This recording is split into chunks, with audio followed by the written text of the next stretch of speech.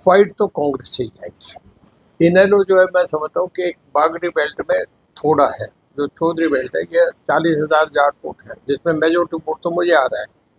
और मैं नामदारी बेल्ट में जाए, कंबोज बेल्ट में जाए और प्रजापति बेल्ट में जाते हैं या बाजीगर और दूसरी अदर समाज में, तो वहाँ इनेलो का 5% वोट की है। भाजपा से चौधरी रणजीत सिंह का टिकट कटने के बाद मायूस समर्थक आज कोठी पर पहुंचे और उन्होंने चौधरी साहब से आह्वान किया कि वे चुनाव मैदान में कूदें। समर्थकों ने कहा कि हम सभी आपके साथ हैं, आप कोई भी चुनाव चिन्ह ले आओ, हम आगे मैदान में डटकर मुकाबला करेंगे। तो समर्थकों की राय मशवरे के बाद चौधरी रणजीत सिंह ने रानिया विधानसभा से निर्दलीय चुनाव मैदान में उतरने की ताल ठोक दी है। आज कोठी पर करीब 2000 से ऊपर समर्थक पहुंचे हुए थे। चौधरी साहब ने कहा कि समर्थकों की इच्छा है कि वह चुनाव लड़े तो वह चुनाव अवश्य लड़ेंगे और पिछले बार की तरह 2019 का इतिहास फिर से दोहराते हुए इस बार पिछले बार से भी ज़्यादा मार्जिन से रानिया सीट को जीतकर लोगों की झोली में डालेंगे। ये रात 8 बजे अचानक किसी को भी ये नहीं लग रहा था कि मेरा टिकट कटेगा, क्योंकि 3 महीने पहले मुझे लोकसभा में बीजेपी मुझे ज्वाइन कराया, आधा घंटा पहले मुझे टिकट दिया। तो मैं सोच ही नहीं सकता था कि जो पार्टी तुझे लोकसभा का टिकट आधा घंटा पहले ज्वाइन करा के देती है तो वहाँ तो तेरा मान सम्मान होगा। मुझे कल रात को ये देख के मैं भी हैरान रह गया कि ये कैसे हुआ, और मुझे बड़ा एकदम झटका सा लगा। अब फिर मैंने रात को लोगों के फ़ोन आने शुरू हुए 8 बजे के, ये क्या हो गया, क्या हो गया, क्या करेंगे? वो तुम सुबह आ जाओ, करेंगे। मैंने एक पोस्ट डाल दी कि कल कोठी पे मिलूंगा। सुबह 3-4 हज़ार वर्कर जो था वो कोठी पे आ गया और सब ने यहाँ आके कहा हम क्या निर्णय करें? बोले निर्णय कुछ नहीं, हम निर्णय करेंगे। बोलो मैं भी मानता हूँ कि वर्कर नहीं फैसला करना था, तुम बोलो क्या करना चाहिए। वो कहने के बीजेपी ने टिकट नहीं दिया, कांग्रेस किसको देगी नहीं देगी, हमें ये नहीं सोचना, हमने पिछली बार इंडिपेंडेंट आपको बनाया, आप इंडिपेंडेंट खड़े हो। मुझे मेरे लोगों को मैं कहने का तुम्हारा जो निर्णय उसे मानूंगा, लोगों का निर्णय था मैंने मान लिया। लोग कहने का आप इंडिपेंडेंट खड़े हो, जब मैं खड़ा हो गया। प्रदेश में भी मंत्री भी रहे हैं और अपने भाजपा के से भी, तो क्या आपकी सदस्यता और बिजली मंत्री के पद को लेकर भी आपका क्या है? नहीं, मैंने सुबह ही इस्तीफा दे दिया था। मैं समझता हूँ, देखिए मॉरली एथिकली दुनिया पढ़ी लिखी, हम पढ़े लिखे हैं।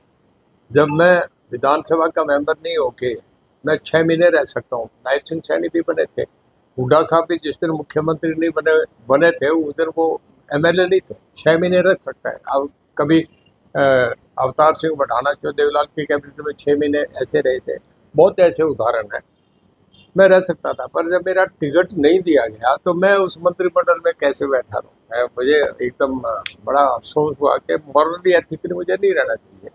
तो मैंने तुरंत मॉर्निंग जब मैं लोगों में आके बीच में बोला, उससे पहले इस्तीफा भेज के मैं आके बात करी कि मैंने त्याग पत्र दे दिया, मुझे देना भाजपा ने उसके बाद आपसे कोई संपर्क बनाया हुआ। पर मैं अब किसी को अच्छे बुरे में नहीं कोट करूँगा, क्योंकि देखिए मैं उनके साथ 4.5 साल मेरा अच्छा रिश्ते रहे। अब मैं उनको, अब आदमी बदलते ही आंखें दूसरी कर ले और कुछ कहने के हल्की बात करने लगे, वो आदमी का फिर उस आदमी का अपना चरित्र नहीं है। मैं ऐसी बात नहीं कहता, मैं ना कभी कांग्रेस के लिए कही। आकलन होता है कौन जीतेगा कौन हारेगा, ये तो होता है राजनीतिक, पर किसी पे पर्सनल आक्षेप नहीं लगाऊंगा। तो सब आपकी चर्चाएं चली, डबवाड़ी से भी आपको टिकट देने जा रही थी। अब मुझे 2-3 जगह से ऑफर करा कि आप यहाँ लड़ लें, यहाँ लड़ लें। मैं लड़ूंगा तो मेरे क्षेत्र से लड़ूंगा, मेरे 50 साल से संबंध है। मैं 87 से हाउस का मेंबर हूँ, सबसे पुराना मेंबर मैं और रघुवीर सिंह कांते, हम 2 हैं इस हाउस में। बाकी तो मनोहर लाल जी तो 2014 में आए हैं और हुड्डा साहब 2005 में आए। हम तो सबसे पुराने मेंबर हैं। अब जो मेरा 40 साल 50 साल से लोगों के राजनीतिक संबंध है उसे मैं कैसे छोड़ूंगा? देखिए बच्चे बाहर, तो हमारे जो आप समझे कि डॉटर इन लॉ थी, हमारी बहुएँ थी, हमारे बच्चे थे, दोनों मेरे सामने इस साल लोकसभा में 3 महीने पहले लड़ रही हैं। लोगों ने मुझे 5,09,000 वोट दिए, उन्हें 20-20 हज़ार वोट में दे दिए। अब वो तो लोग देंगे ना, लोगों के वोट है, डेमोक्रेसी हर आदमी का अधिकार है। मैं ओम प्रकाश जी आमने सामने लड़े हैं, कोई दिक्कत नहीं। ये सब जगह है, हर फैमिली में है, बच्चों के अपने अधिकार है। मैं उनके लिए कुछ नहीं कहूँगा, वो अपना चुनाव लड़े नहीं लड़े उनका फैसला है। तो आपने दलिया भरने का निर्णय लिया, राज्य में क्या स्थिति है? देखिए, लोग जो आए हैं सुबह, मैं ये समझता हूँ जो 3,000 आदमी थे, वो हर आदमी ये समझो कि उनके पास 50-50, 40-40 वोट के मालिक हैं। ऐसे भी थे जिन पे 500-700 वोट भी हैं। आप जानते हैं सब वर्ग को आपका है। तो वो आदमी जब आए हैं तो आप समझो कि मेरे पास लोग ये तो मान के चलते हैं कि रणजीत सिंह का अपना 40,000 वोट तो पर्सनल है, जो मेरा व्यक्तिगत वोट है। तो जो आदमी 50,000 वोट लेगा वो मैं समझता हूँ कि वो कंफर्टेबली जीत रहा है।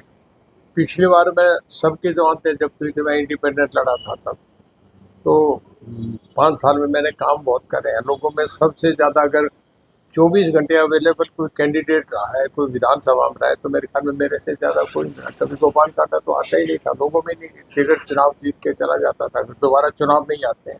तो सर सुबह की भीड़ देखते हुए और भीड़ में जो उत्साह का, जो खुशी का माहौल था, लोग अपने जवान से कह रहे थे की हैट्रिक लगाएंगे तो वर्करों को क्या कुछ कहना है? देखिए, मैं ये कहूँगा बहुत मजबूत सेना है इन लोगों का। कोई मेरा परिवार है, मैं इनका कभी जिंदगी में कर्ज नहीं दे सकता। मेरे दोनों बच्चे, बेटा और पोता साथ है। मैं कहने का भाई इन्हें भी तो मैं सौंप के जाऊँगा कि हमारा एक रिश्ता बन गया। मैं उन्हें परिवार मानता हूँ। मेरे साथ उन्होंने, जब ओम प्रकाश जी मुख्यमंत्री थे, हुड्डा साहब मुख्यमंत्री थे, तब भी उन्होंने कभी मुझे नहीं छोड़ा। जो इतने लंबे समय चले, उन लोगों का कोई मुकाबला नहीं। मैं तो उन्हें सलाम करता हूँ। क्या चौधरी साहब, देखिए, मैं आज के दिन देखता हूँ कि कांग्रेस एक पार्टी है। पिछली बार भी कांग्रेस पार्टी को वोट मिला था और कांग्रेस की थोड़ी सी हवा भी थी लोकसभा में। फाइट तो कांग्रेस से ही है आज। हालांकि आज के दिन मैं देखता हूँ तो कांग्रेस में कैंडिडेट ऐसा नहीं है जिसके 10,000 वोट भी हों, पर चुनाव आता है तो जो कांग्रेस के कैंडिडेट के वोट है वो कांग्रेस को ही पड़ते हैं। इनेलो जो है, मैं समझता हूँ कि एक बागड़ी बेल्ट में थोड़ा है। जो चौधरी बेल्ट है, ये 40,000 जाट वोट है, जिसमें मेजोरिटी वोट तो मुझे आ रहा है। और जितना इनेलो पिछली बार जो आके रुके, उसमें 50%, 60% मेरे साथ ही बैठे, वापस गए ही नहीं। तो यहाँ तो मैं मजबूत हूँ। मेरे बाद दूसरा मैं यहाँ समझता हूँ इनेलो आता है, यहाँ कांग्रेस नहीं है। पर जब बागड़ी इसमें नामदारी बेल्ट में जाए, कंबोज बेल्ट में जाए और प्रजापत बेल्ट में जाते हैं, या बाजीगर और दूसरी अदर समाज में, तब वहाँ इनेलो का 5% वोट ही है। तो मैं नहीं मानता इनेलो फाइट तो कांग्रेस ही नहीं तो क्या इस बार 2019 का इतिहास दोहरा पाएंगे? है जी। क्या इस बार 2019 का इतिहास दोबारा दोहराने जा रहे हैं? बिल्कुल बिल्कुल, जनता दोहराएगी और मैं समझता हूँ पहले से बड़ी लीड। देखो बीजेपी ने शीर्ष पर अपने बहुत मैदान में उतारा है, क्या स्थिति देखते हैं कि किस नेतृत्व में? देखिए, अब क्यों उतारा, पार्टी का निर्णय था। मैं भी खुद हैरान हूँ कि मेरा जो टिकट मुझे 3 महीने पहले जब लोकसभा का उम्मीदवार उतारा, मेरी इसमें इतने में क्या डिस्क्वालिफिकेशन देखी कि मुझे उन्होंने छोड़ के उसको दे दिया। मैं समझता हूँ जो शिषपाल कंबोज जो आया है, वो एक गांव से बाहर का कैंडिडेट नहीं। मेरे ख्याल में, शायद मैं गलती नहीं करा तो कभी गांव में सरपंच भी नहीं बना हूँ। और मैं सुबह से, मेरे पास कंबोज गांव के लोग भी बैठे हैं, कहते हैं जी बहुत बुरी हालत है, उसका कुछ है ही। इससे तो वो कहते हैं कि रामचंद्र कृष्ण ज़्यादा, पता नहीं क्या हालात थे, क्यों क्या हुआ, क्यों इसको टिकट मिला, ये तो पार्टी का निर्णय है। चौधरी साहब, आपने चुनाव का फैसला ले लिया है, तो रानिया हल्के में अब क्या कार्यक्रम होंगे आपके, कैसा आप चुनावी मैदान? अब मैं 8 तारीख को जा रहा हूँ। 8 तारीख को मैं पूरा हल्का कवर करूँगा। इसमें देखिए बड़े गांव है, जैसे मंगाला है, उसके बाद फिर आगे रानिया हो गया, फिर उसके बाद संत नगर हो गया, उसके बाद बनी हो गया, खारिया हो गया, पनीवाड़ा हो गया, सौवाड़ा हो गया। जब इन गाँवों से काफिला गुजरेगा, तो पिछली बार भी मैंने ऐसे ही किया था। 2-3 हज़ार गाड़ियाँ थी, 10,000 से ज़्यादा लोग साथ थे। वो कारवां टूटा ही नहीं, वो जब निकल गया उसी दिन मेरा इलेक्शन एक तरफा हो गया था। आपने 2019 के अंदर इलेक्शन करा, तब आपके पास कांग्रेस की टिकट कटी, पूरा वोट बैंक कांग्रेस का आपके साथ खड़ा था। अब आप भाजपा के कार्यकर्ता रहे हैं, कैबिनेट में रहे हैं, तो क्या इस बार कांग्रेस और भाजपा दोनों पार्टियों का वोट बैंक लेने जा रहे हैं चौधरी साहब? देखिए, जनता जो है बहुत समझदार है। हरियाणा के लोगों में बहुत राजनीतिक चेतना, बड़ा सोच के फैसला करते हैं। मैं एक ही बात कह रहा हूँ कि सामने उदाहरण है, 20 गाँव में घग्गर का पानी चल रहा है। आज उन पे है ना, अब उनके धान जो खड़े, जहाँ गुवार नहीं होता था, धान हो गए हैं। और इसके बाद पूरे हल्के में, जब पिछले साल आपको पता है कि घग्गर पूरे तांडव पे था, जब पाकिस्तान बॉर्डर में भी पानी चला गया था, तब ये था कि किसी भी वक्त डूब सकता है। फतेहाबाद डूब गया था। फतेहाबाद का इधर की हालत 6 महीने तक पानी खड़ा रहा बाईपास के ऊपर। उस वक्त रात को रणजीत सिंह 2 बजे तक भी घूमता रहा हूँ। मैं नहीं होता इलाका, कहता है रणजीत सिंह के बिना हम नहीं बचते थे, इलाका ही डूब गया था। और जो पानी दिया है इस बात का है, मैंने जो डेवलपमेंट काम करे हैं इलाके में उसका बहुत है। जो मेरी 24 घंटा अवेलेबिलिटी रही है, फोन पे हर वक्त हाजिर रहा हूँ, बात की बहुत बड़ा अनुभव है। इसी बात का मुझे सब मिला। तो सब ਰਾਣੀਆਂ ਹਲਕੇ ਦੇ ਲੋਕ ਕਾਫੀ ਲੰਬੇ ਸਮੇਂ ਤੋਂ ਤੁਹਾਡੇ ਨਾਲ ਜੁੜੇ ਆ। ਜਦੋਂ ਤੁਸੀਂ ਬੀਜੇਪੀ 'ਚ ਚਲੇ ਗਏ ਸੀ ਤਾਂ ਉਹ ਕਹਿੰਦੀ ਵੀ ਅਸੀਂ ਕਿਸੇ ਵੀ ਪਾਰਟੀ ਨਾਲ ਨਹੀਂ ਜੁੜੇ, ਅਸੀਂ ਚੌਧਰੀ ਸਾਹਿਬ ਨਾਲ जुड़े, जिथे चौधरी साहब उत्थे ਅਸੀਂ ਉਹਨਾਂ ਚੋਣ ਬਾਰੇ ਕੀ ਕਹਿਣਾ ਚਾਹੋਗੇ?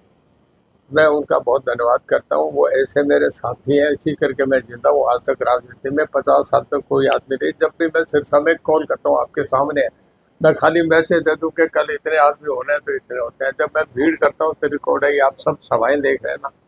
कोई भी आदमी सिरसा में 50,000 से ऊपर की भीड़ हरियाणा में भी कोई नहीं कर सकता। देखिए, मुख्यमंत्री तो सरकारी आदमी होता है, उसके साथ तो फिर सारे मिनिस्टर, कैबिनेट, सब सरकारी अधिकारी भी लग जाते हैं। कोई भी आदमी इंडिविजुअल इतनी बड़ी भीड़ नहीं कर सकता। या मैं करता हूँ या राव इंद्रजीत करते हैं। 2 आदमी हैं जिन पे ये दम है कि 50,000 की भीड़ कर सकते हैं। 2 मेरे साथ टोटल समर्पित।